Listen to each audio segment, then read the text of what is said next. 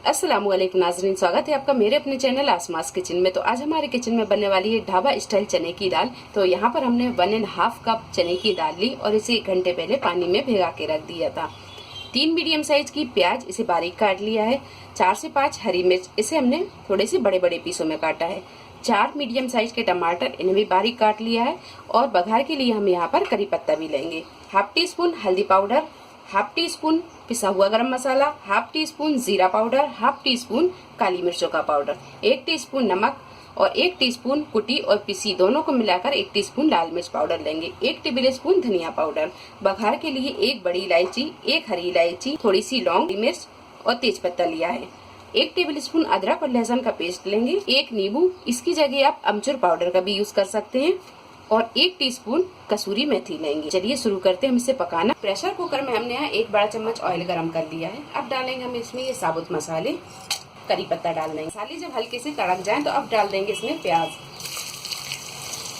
प्याज को यहाँ हल्का गुलाबी होने तक फ्राई कर लेंगे। प्याज जब हल्की गुलाबी फ्राई हो जाए तो अब डालेंगे हम इसमें अदरक और लहसुन का पेस्ट। हल्का सा जब भून लेते हैं।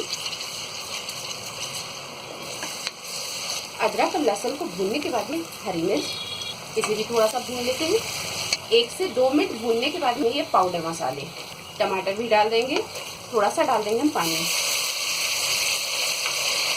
थोड़ी देर इसे भून लेते हैं।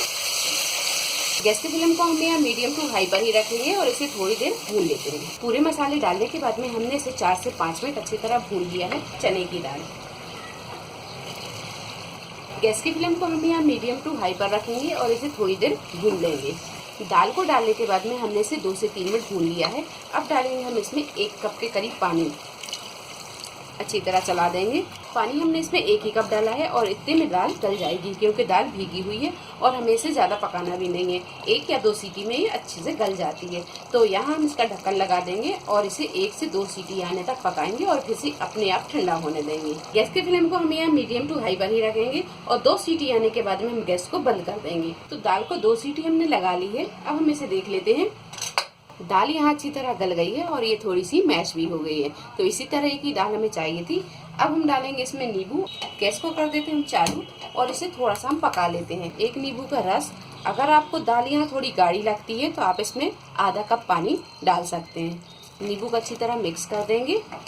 दाल यहाँ पर बिल्कुल परफेक्ट है, ना ज़्यादा गाढ़ी है और ना ज़्यादा ये पतली है। बारीक कटा हुआ हरा धनिया। तो सिंपल चने की दाल जैसी बनती है वैसी बनकर ये तैयार है। अब लगाएंगे हम इसमें ढाबा स्टाइल तड़का। 1 पैन में हमने यहाँ 2 टेबल स्पून घी को गरम कर लिया है। 1 चम्मच के करीब डालेंगे हम इसमें काश्मीरी लाल मिर्च। थोड़ा सा इसे हम इस तरह भून लेते हैं और इसी मिर्च में डाल देंगे हम कसूरी मेथी।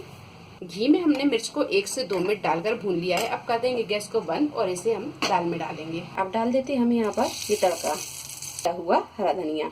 तो लीजिए, चने की दाल ढाबा स्टाइल बनकर तैयार है। वीडियो पसंद आए तो इसे लाइक और शेयर करें, मेरे चैनल को सब्सक्राइब करें। तो अगली एक नई रेसिपी के साथ फिर हाजिर होते हैं। तब तक अपना ख्याल रखें। अल्लाह हाफिज।